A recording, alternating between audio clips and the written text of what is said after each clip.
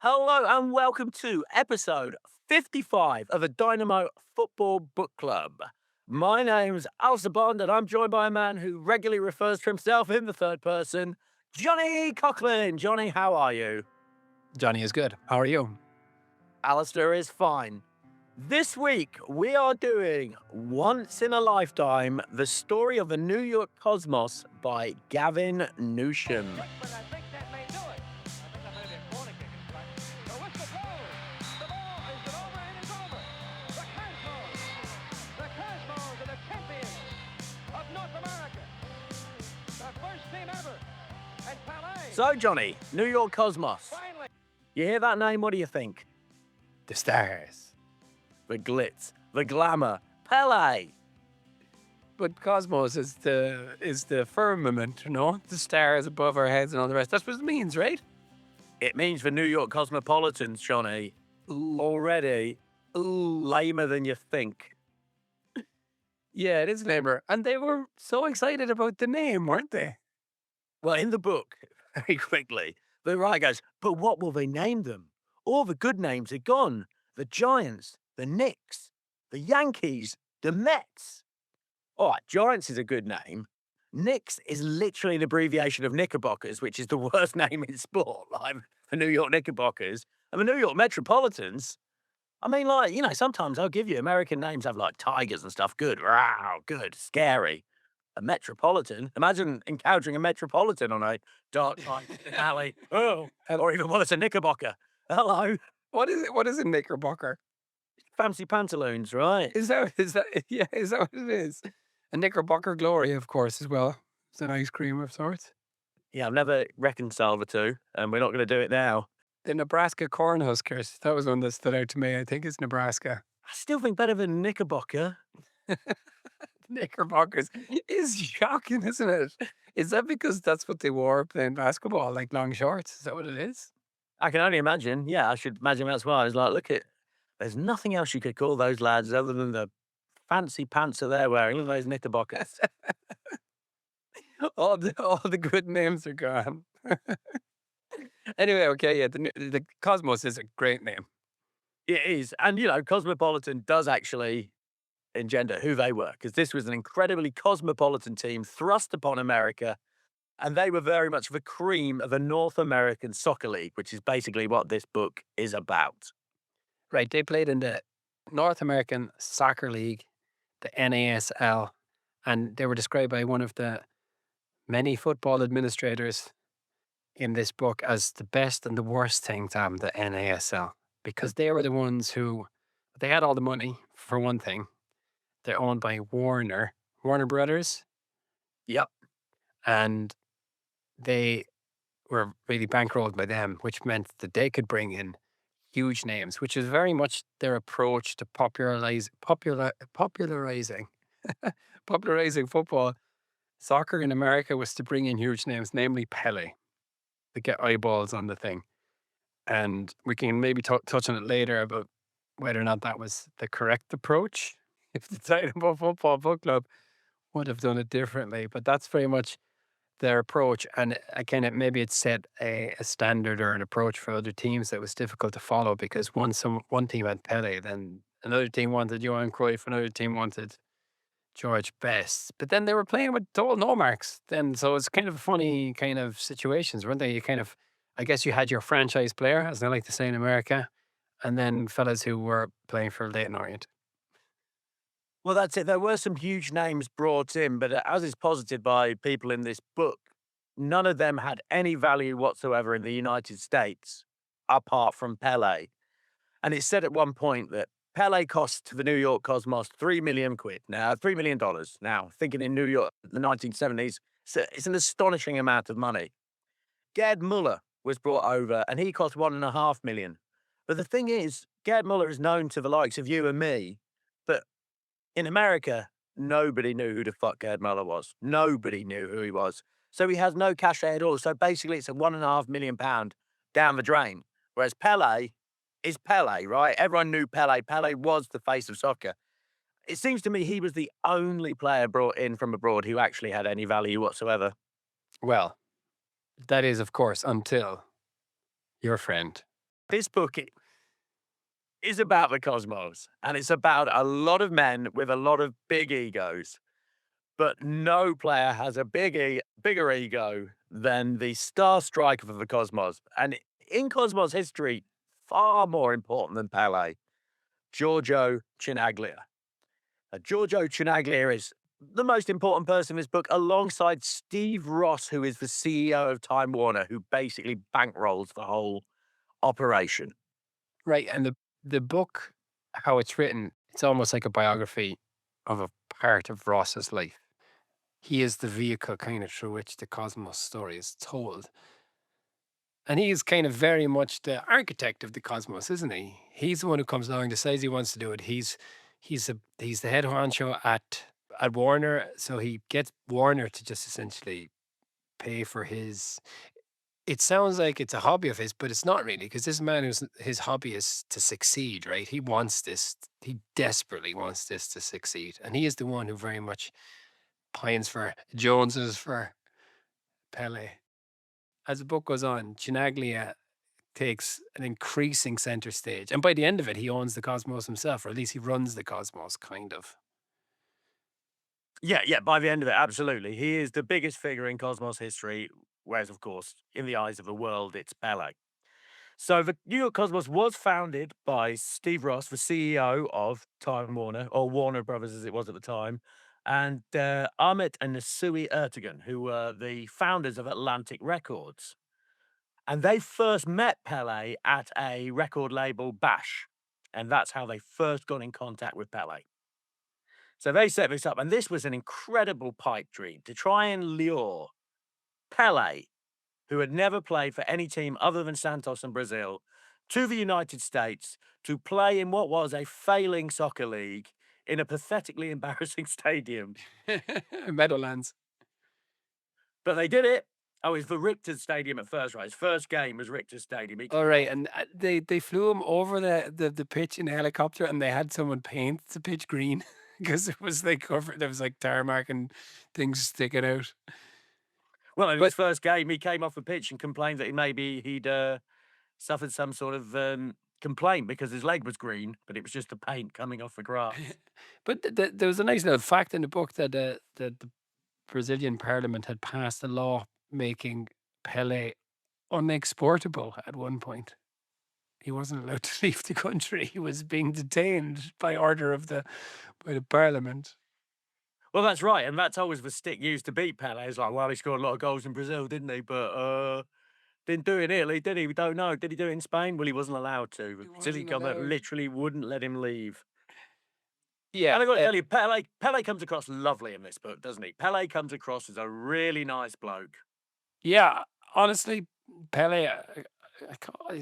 There's something about Pele. You never found him that interesting. But in this book, he is not only is he cool, he's lovely.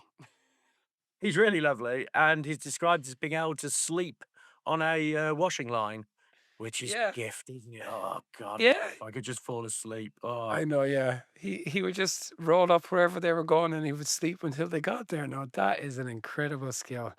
the founder of the Cosmos was a chap called Steve Ross, who, as I say, was the CEO of Time Warner.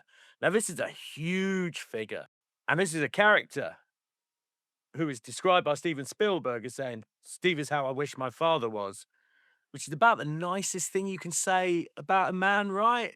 I Yeah. think it's about the nicest thing. I wish my dad was like you. And also, the film Schindler's List was dedicated to Stephen Ross by Spielberg. His name was originally Rechnitz, and his families were migrants from Jewish migrants from Europe. He wanted to use the Cosmos as some kind of vehicle to promote Warner at the same time. And this is why, I guess, ultimately you had Robert Redford and Mick Jagger and these people in in the stadium watching matches. Oh, by the way, sorry, before we go any further, let me just state that this book was recommended by my brother, my, bro, my brother Barry, Barry. to my brother Barry, and I'm wearing a California Surf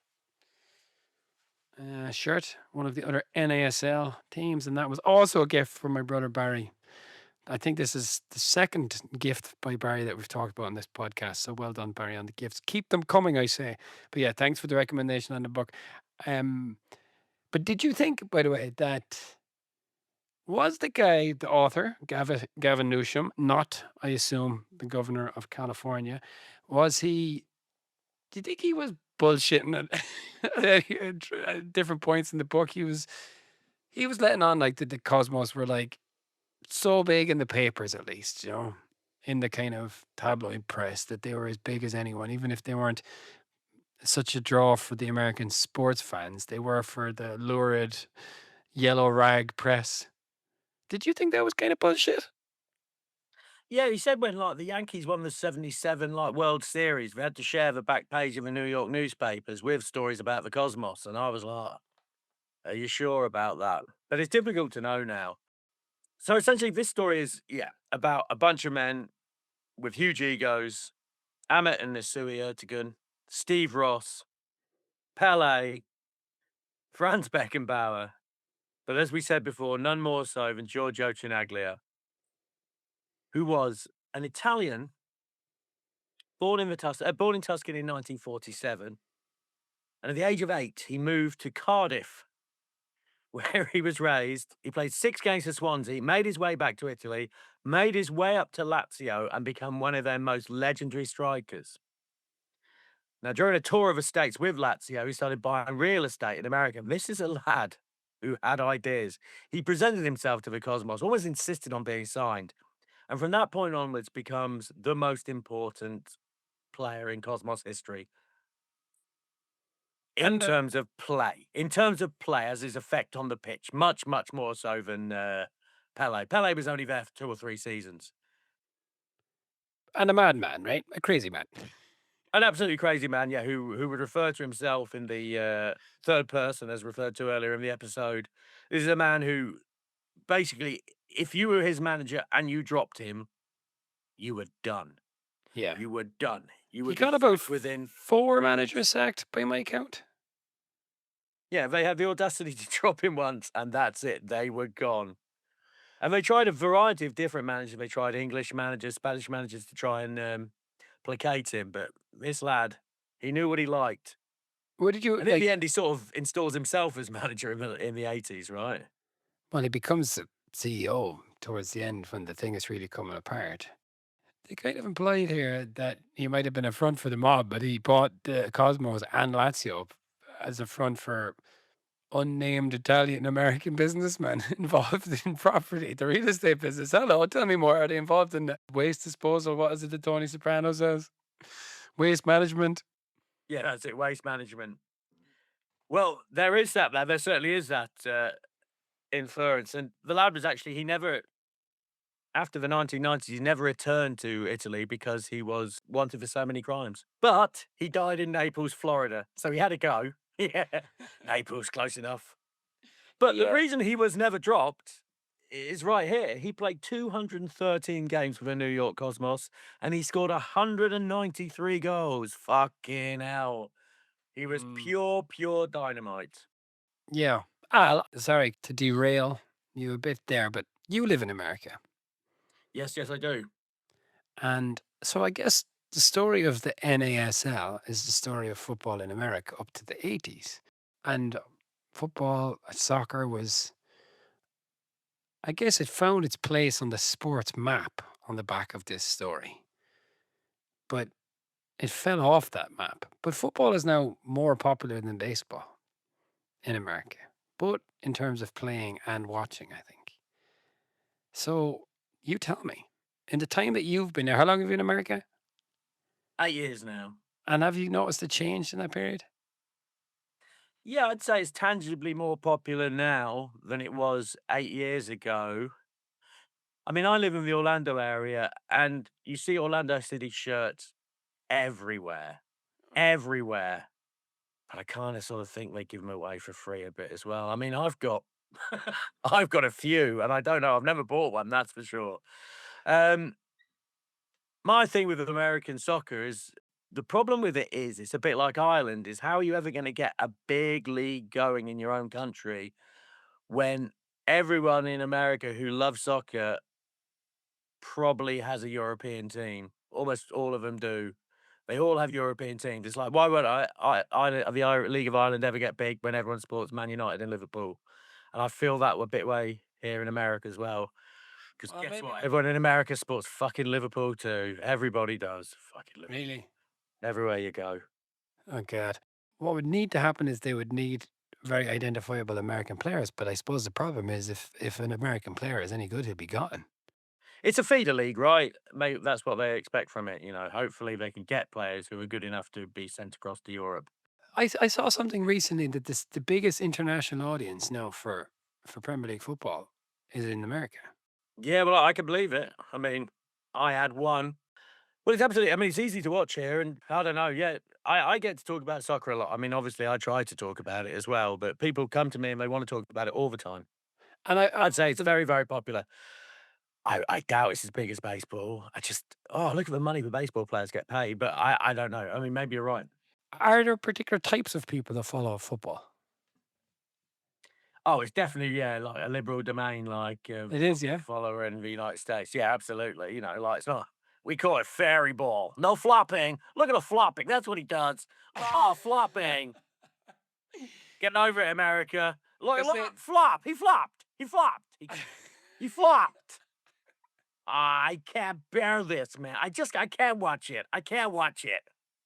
Like I had an argument at Christmas with my uncle Terry on my wife's side, and he was like, he had the audacity to say, "I can't watch soccer. I just can't stand around watching like people doing nothing for 90 minutes." And we're watching American football. Like literally, no one's doing anything. There's like 12 minutes of action in 4 hours. Like there's 3 hours and 48 minutes of them doing nothing. Like but when they do something, they're doing something good. They're running into each other. Like, all right, fair enough, fair enough. I don't hate gridiron, but yeah, Yeah, the only thing I get really sensitive about football, you come at me, I'll come back.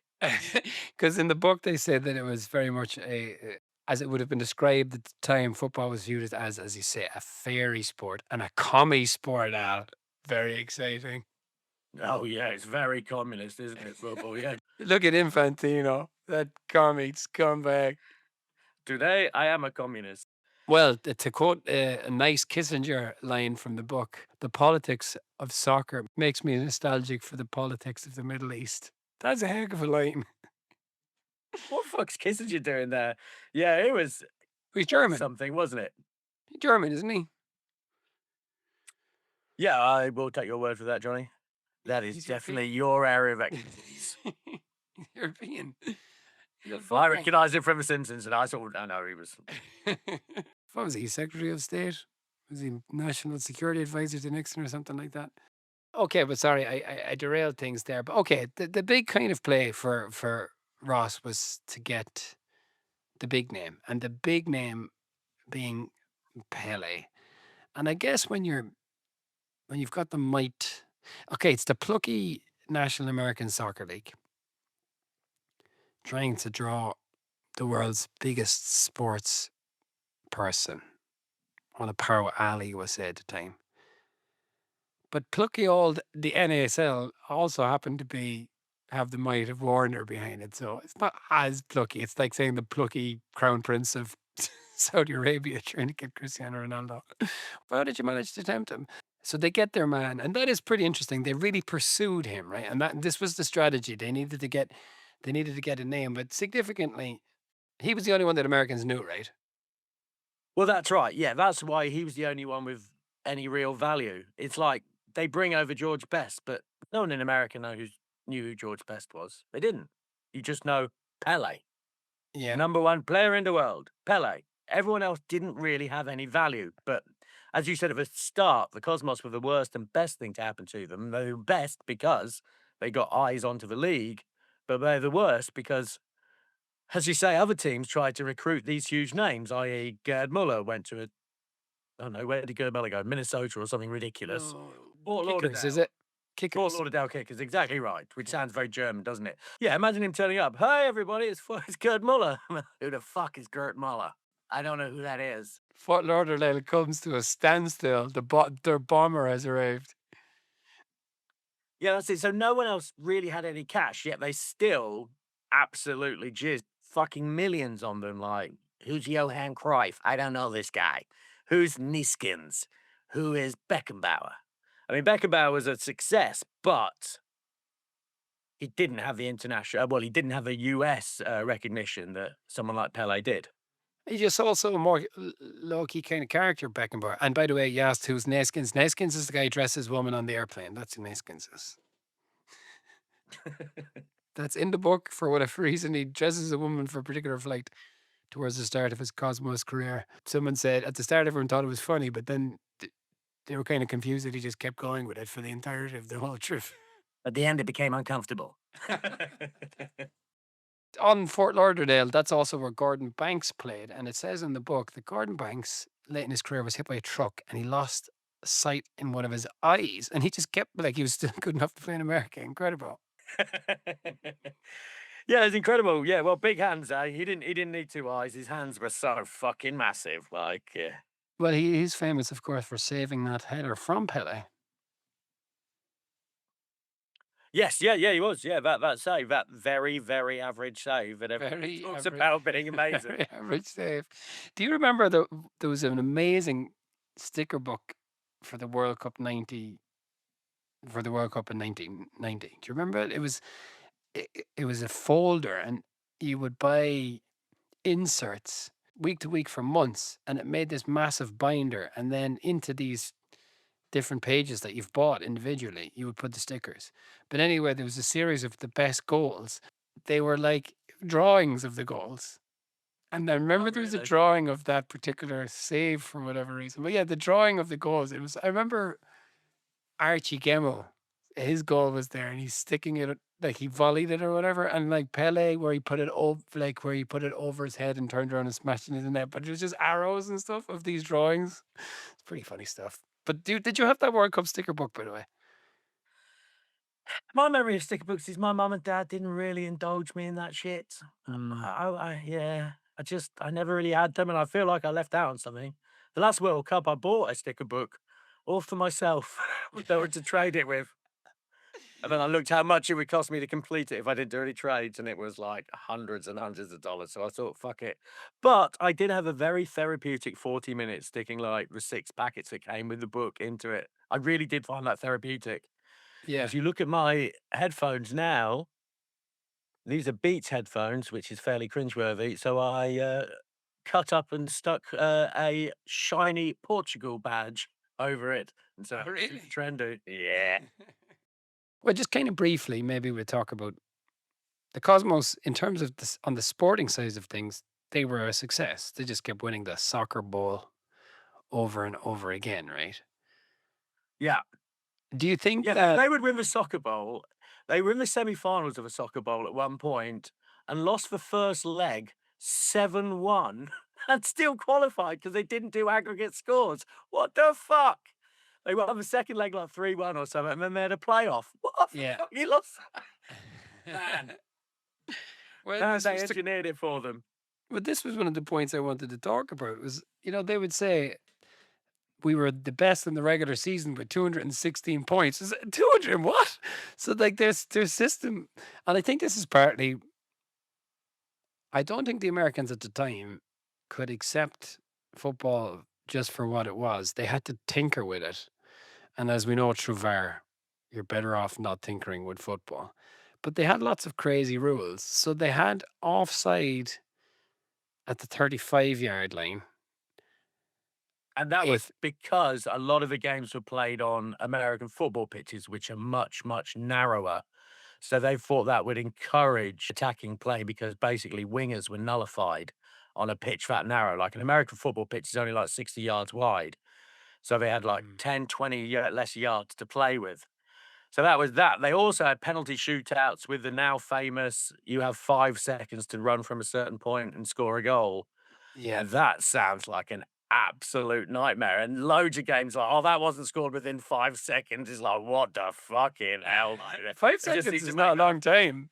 No, it's not, man. You'll fight. Yeah, it was. As for Carlos Alberto, the coolest motherfucker going, he just walks out, kind of chips the ball up in the air and lets it go towards the keeper. And as the keeper rushes out, he just draws up and he just digs it over the keeper from whatever it is, 30 yards. But then they had a countdown in the NASL rather than, what we're used to in terms of time. But they just tinkered with loads of stuff because I think they just felt like they had to. And I guess for Americans, the thing about football is there's not enough scores and they think nothing happens.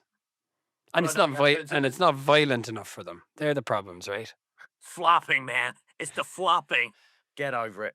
But they need more break. There was one point where they were talking about how there was like televised games in the United States where the referee was holding an injured player down so they could complete the advertisements. Like, it's carry on, like, because they just needed to get the advert breaks in there. And obviously, football isn't geared towards that.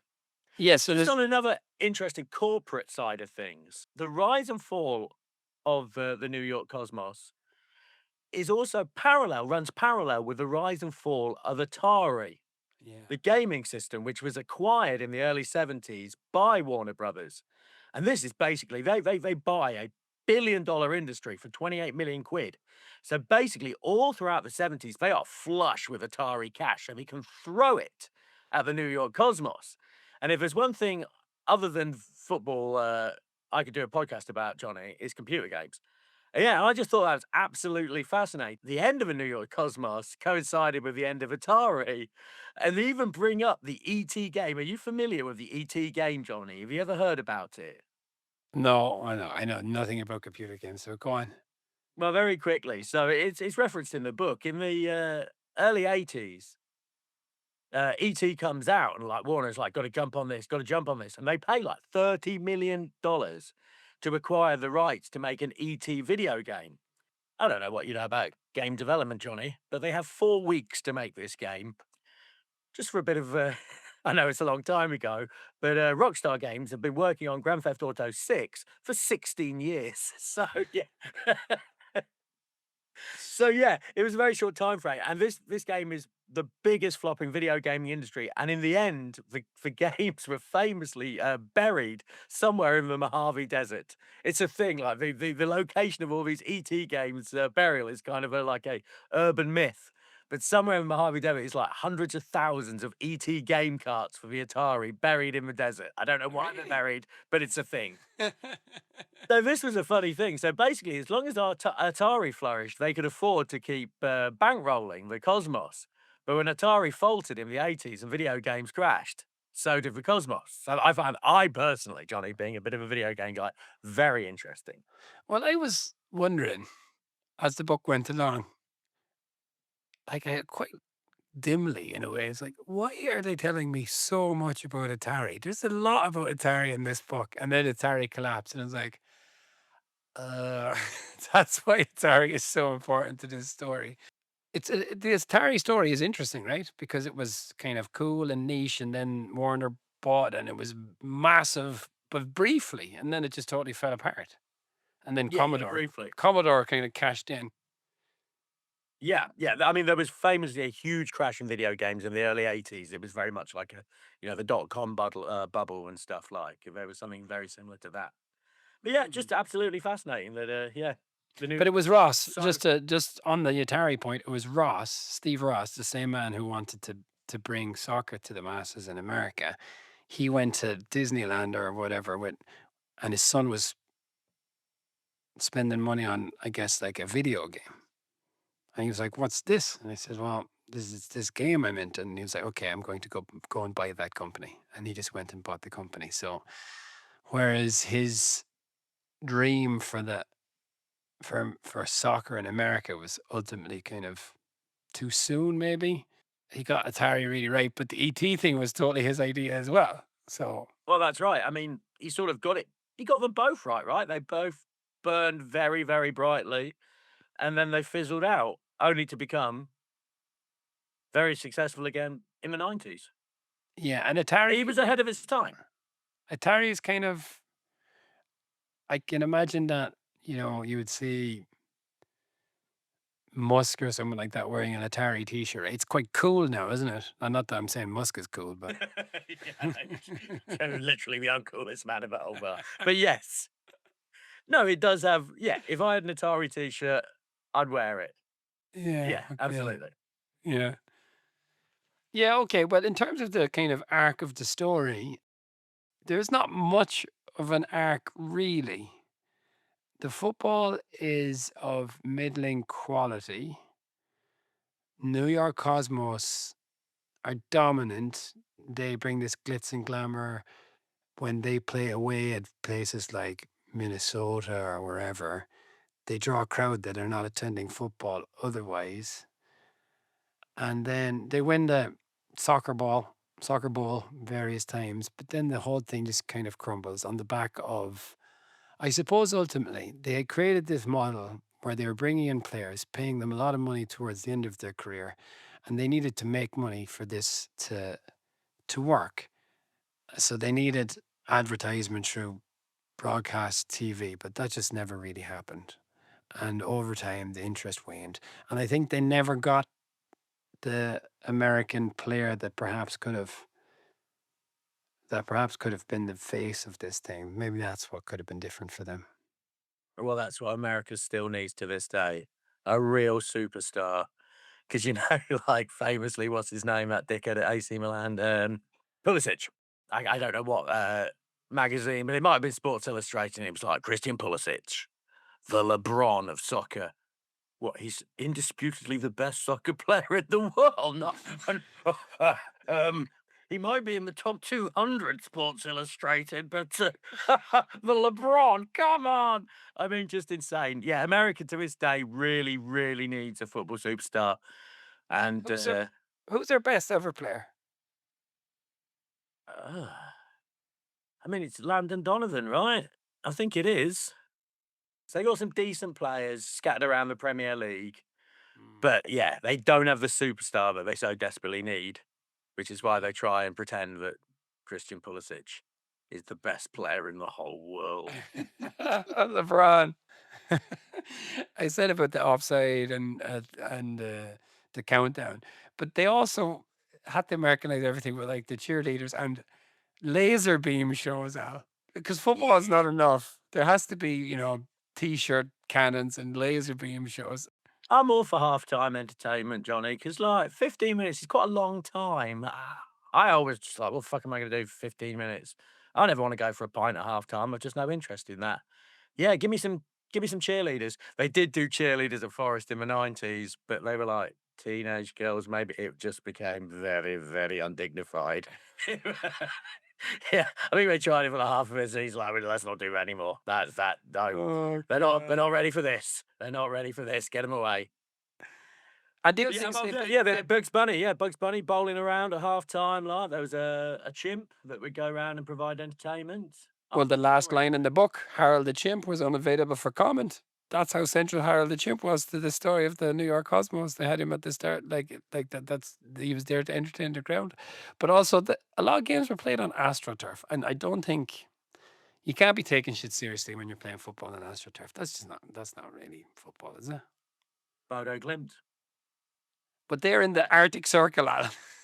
In their defense, it might be hard to grow grass. But was it QPR? Someone in the English was it No, QPR? in the old days, when I was a kid, top division, three teams: QPR, Luton, and Oldham. All top division teams. What have you all got in common? Not, not anymore. Yeah, currently residing in the Where Are They Now files. Drink. Like That's it. Like it burned fast and it burned bright. The NASL and the Cosmos, but it was ultimately ill-fated. There's some fun characters there. As this guy Shep Messing, this goalkeeper who thought he would earn a few bucks on the side by posing nude for some magazine. he's a real character, though, a real fun guy. And he's written an autobiography. Yeah. Yeah, the education of an American soccer player or something like that. If we can get hold of it, I'm in. Yeah.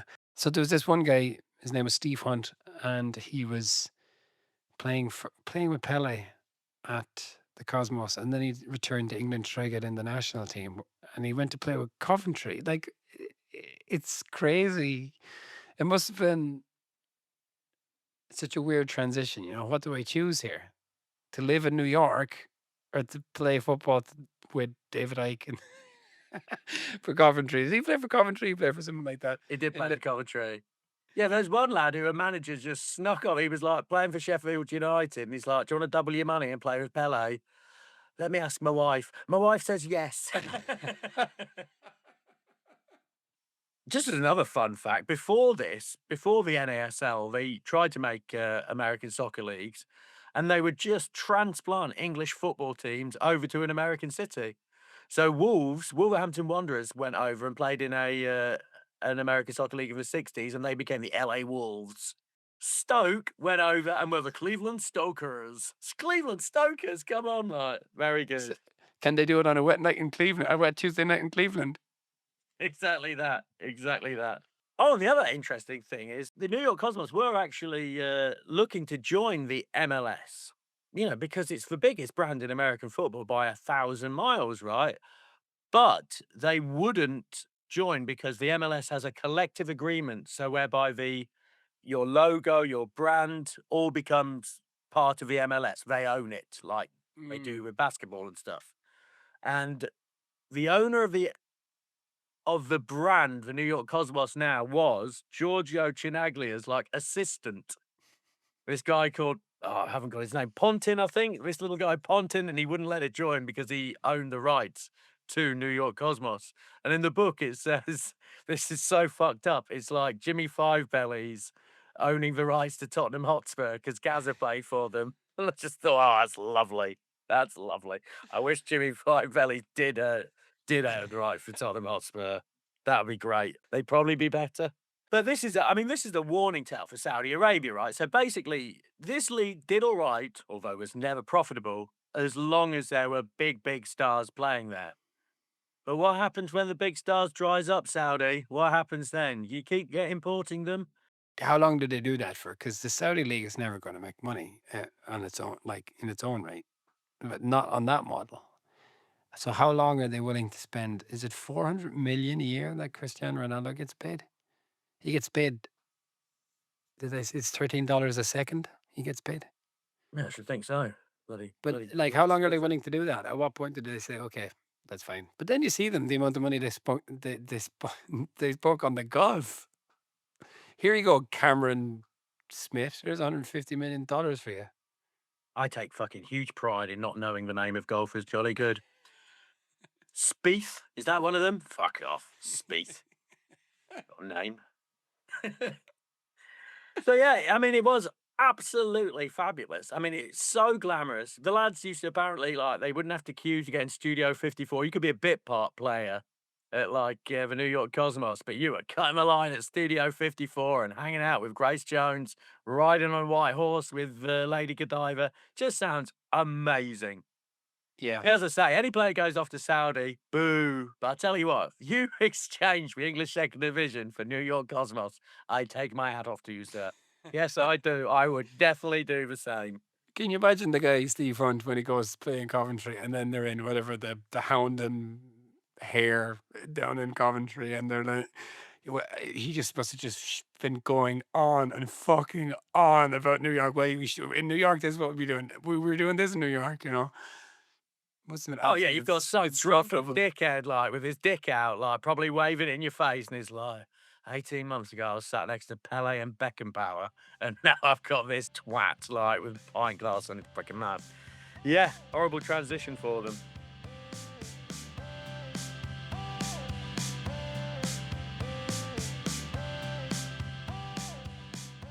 But that's it, Al. I've got no more. Anything else you want to add about the story of the Cosmos?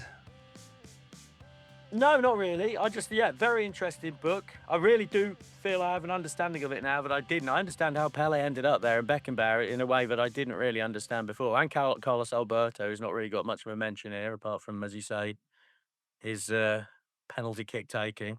Well, whatever about the NASL? The Cosmos were more of a cultural phenomenon, it seems, than a sporting one. Yeah, that's it. They were never very good. They travelled all the time to all over the world to play exhibition games, and generally would lose a lot of them, especially when they weren't playing on plastic pitches. They lost But 7-1 to Rennes in France. it was at Lille. I think it was Lille.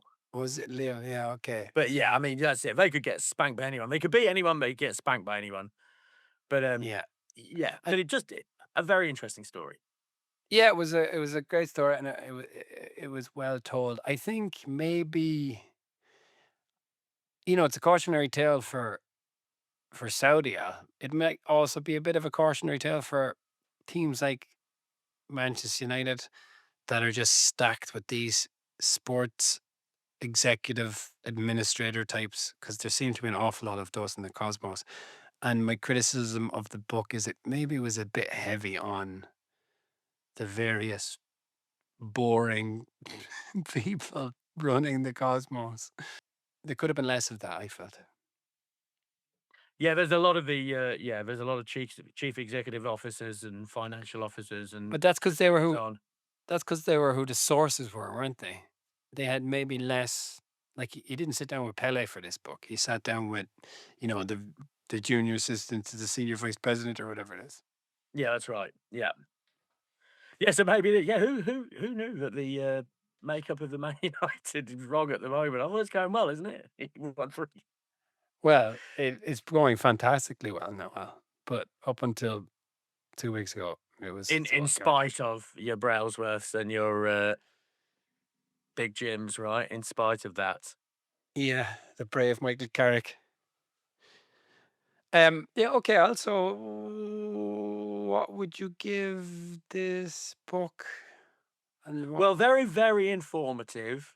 I found the writing a little dry. He could have brought it up a bit of a live 7.5. Well, we're stuck at 7.5. I'll give it 7, 8 out of 10. 8 out of 10. Very and every interesting. time you insist on giving a score out of 10, I have to remind you that we score books out of 5. This is not the Oh, NASL. okay, so that's 4 halfway 5-second penalties out of 5. Yeah, yeah. I would give it. Yeah, I'm going to give it 3.5. I thought, as you say, I really liked it. It was very interesting. I thought it was a bit dry, and I think the stuff around the footballers was a little bit more at a bigger remove, I felt. And I would have liked more Pele. I would have liked more. Like Beckenbauer was there for whatever. He was there for 3 or 4 years. And there's very little about Beckenbauer in the book. No, there was just one bit where Woody Allen recognised him, and that was it. Yeah. And now that would But be a badge of shame.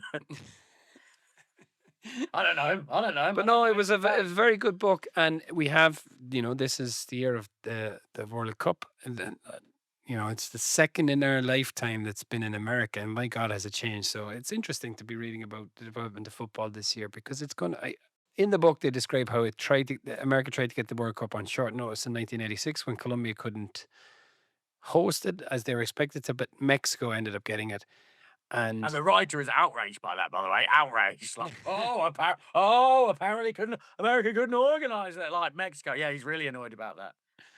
But I guess it was 94 was supposed to be transformative for soccer in America. So I wonder, I guess we'll see. We'll see. And it's going to be interesting, It's going to be very interesting because if we're there, it's kind of in a bit of a, it might be news to you, Al, but America's pretty big news over here right now.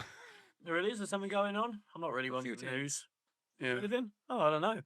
Well, in America, it's marginal gains, Johnny. I mean, it's a long way off American football or college football, but the others, it's sneaky, sneaking up. And I think significantly, it's becoming very popular as a game that people play. I think it was always the case. Even back then, it said like 3 million people, 3 million kids play football every week in America. Because it's easy, isn't it, Johnny? It's easy. What do you need to play football? A ball. Nothing else. What do you need to play American football? Have you got your shoulder plates, Carpenter? Tyler, where's your helmet? Did you mark the lines? No. But football, the world sport. I don't know. No, thank you very much. Yeah, take that, other sports. Fuck you, other sports. God, why'd you even bother? Ridiculous. We should do a rugby podcast one day, Johnny. Just why rugby shit. Or like a shit sports draft. Shit sports draft. The worst sports. I'm going rugby first. All right. But okay, 3.5 5-second penalties and 4.5 and 4 5-second penalties. No, Thank you very much. 3.5. It's a 7 out of 10 book. It's a 7. Yeah, okay, 3.5. You did. Shall we do Pele's book next, assuming we can get it? Yes, absolutely. I bet Pele's that's book. fucking I- long. The abridged version of Pele's book, which is which is presumably called Pelé. Yeah, well, seeing we've already done the American years, we're going to cut that bit out. Uh, we'll just do his part in Brazil, his career in Brazil, and then his part as an erectile dysfunction spokesman. You ever see those adverts of Pelé? Many men suffer from erectile dysfunction, not Pelé, but other men do, Is he saying not? and it's very bad. Is he saying not Pelé? I'm pretty absolutely sure there's a point where he makes sure that the world knows that not him, but other men do, and there's nothing to be ashamed of, or that Pelé does not suffer from erectile. I'm asking for a friend. These nice people who represent a lot of men who suffer, unlike me, from erectile dysfunction, which I don't have. This is a serious problem, not for me, but for other people. I think your country's going to win the World Cup. Okay. Good old Pelé. Sorry he became such a sort of clown at the end. Well, not a clown, just someone who's difficult to have as much respect for as maybe I should have done. Yeah, because in this book he is a badass. Anyway, okay, I'll thank you very much, and thanks for listening, folks. If you can find it in your hearts, please give us a nice old rating on whichever you list, whatever app, wherever you get your podcasts. That's what I'm trying to say. Yeah, thank you very much. And if you could leave a review, God bless you. Thank you very much, folks. And we'll see you next week with the draft. All right, take care. Bye bye. Vim Ricebergen moves the ball into the center to Ricky Davis. Davis feeds Quinalian. Giorgio moves to his left. Shoots a grass cutter. Goal!